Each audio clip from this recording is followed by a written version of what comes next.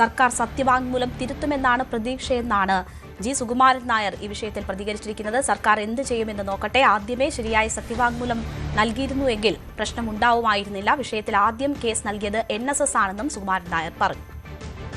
അല്ല, സർക്കാർ അതിനുശേഷം കോടതിയിൽ ഇങ്ങനെ ഇതൊരു തീരുമാനമാകാതിരിക്കുമ്പോൾ തന്നെ സർക്കാർ യുവതി പ്രവേശനം തടഞ്ഞു.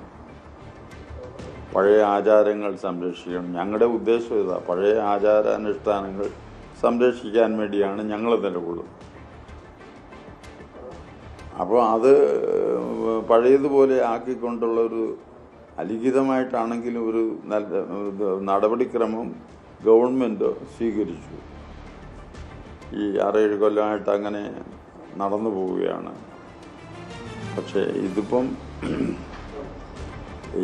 ഇവരെന്താണ് പറയാൻ പോകുന്നത്, അല്ലെ തീരുമാനം എന്താണെന്നോ നമുക്ക് നിശ്ചയിക്കാൻ ഒക്കില്ല. ഗവൺമെൻറ് എന്ത് നിലപാടെടുക്കും എന്നുള്ളത് ഞങ്ങൾ അതിന് ബന്ധപ്പെട്ടിട്ടുമില്ല അവരുമായിട്ട്.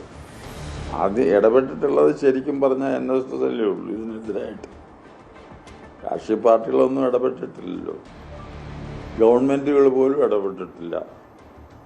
NSS ആ കേസ് കൊടുത്തിരിക്കുന്നു.